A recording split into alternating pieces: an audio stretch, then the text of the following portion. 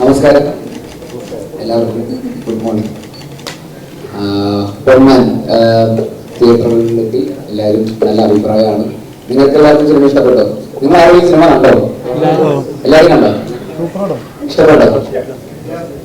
Okay. അപ്പോ പൊന്മാൻ നല്ല രീതിയിൽ അഭിപ്രായം വരുന്നുണ്ട്. എല്ലാവരും കണ്ടിരിക്കേണ്ട ഒരു സിനിമ കൂടിയാണെന്ന് തോന്നുന്നു. പറയുന്ന ചെറുപ്പക്കാർക്കും അതേസമയം പറയുന്ന പ്രായമുള്ളവർക്കും സ്ത്രീകൾക്കും എല്ലാവർക്കും റിലേറ്റ് ചെയ്യാൻ പറ്റുന്ന ഒരുപാട് കഥാ സന്ദർഭങ്ങളിലൂടെ കടന്നു പോകുന്ന ഒരു സിനിമയാണ്. അതിൽ സംസാരിക്കുന്ന വിഷയം വളരെ റെലവൻ്റ് ആയിട്ടുള്ള ഒരു വിഷയമാണ്. സ്ത്രീധനം എന്ന് പറയുന്ന വിഷയത്തെ കുറിച്ച് വളരെ വേറൊരു പെർസ്പെക്റ്റീവിലൂടെ സംസാരിക്കുന്ന സിനിമയാണ്.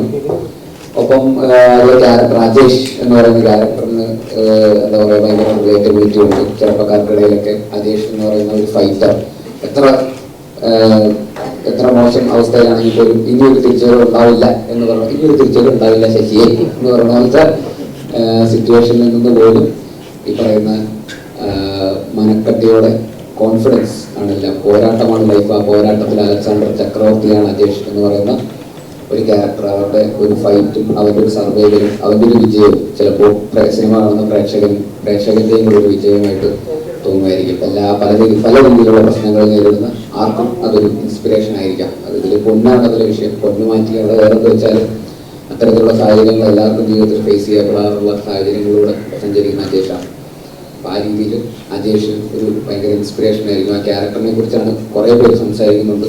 വിളിക്കുന്നവരൊക്കെ അതിനെക്കുറിച്ചാണ് ഏറ്റവും കൂടുതൽ ഫീഡ്ബാക്ക് വരുന്ന. അജേഷ് ഭയങ്കരമായിട്ട് അവരെ ഇൻസ്പയർ ചെയ്തു, കണ്ണു നിറയിച്ചു. അവസാനം അജേഷിന് വേണ്ടി കൈയടിക്കാൻ തോന്നി എന്നുള്ള അത് തന്നെയാണ് ഈ സിനിമയുടെ വിജയം. അപ്പോൾ സ്ത്രീധനം എന്ന് പറയുന്ന വിഷയം എപ്പോഴും നമ്മൾ സ്ത്രീകളുടെ കണ്ണുകളിൽ കൂടെയാണ് നമ്മൾ ആലോചിക്കാറ്.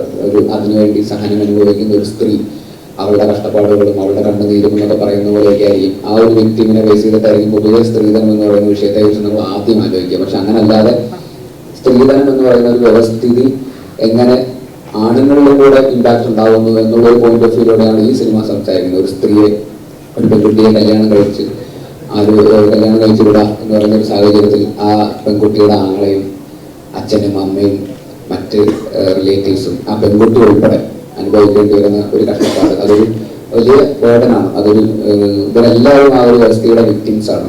എല്ലാവരെയും എന്താ പറയുക പേടിയോടെ നോക്കിക്കാണുന്ന ഒരു സാഹചര്യമാണത്.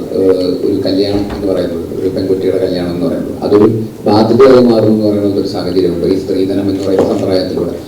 അപ്പോൾ ആണുങ്ങൾക്കും അങ്ങനെ ഒരു സിസ്റ്റം വിക്ടിമായ കുറെ ആണുങ്ങളുടെയും ഒക്കെ കാഴ്ചപ്പാടിലൂടെ സ്ത്രീ അവിടെ സെക്കൻഡറി മാത്രമാണ് ഈ ഒരു സിനിമയിലെ നെറേറ്റീവിൽ. ആണുങ്ങളാണ് ഇതിൻ്റെ അകത്ത് പ്രശ്നം ബാധിക്കപ്പെട്ടിരിക്കുന്നത്. ഈവൻ എൻ്റെ ക്യാരക്ടർ മാത്രമല്ല, സലീന അഭിനയിച്ചിരിക്കുന്ന മരിയാനോ എന്ന ക്യാരക്ടർ പോലും ആ ഒരു സിസ്റ്റത്തിന്റെ വിക്ടിമായിട്ടാണ് ഇതിൽ പ്ലേസ് ചെയ്യപ്പെട്ടിരിക്കുന്നത്.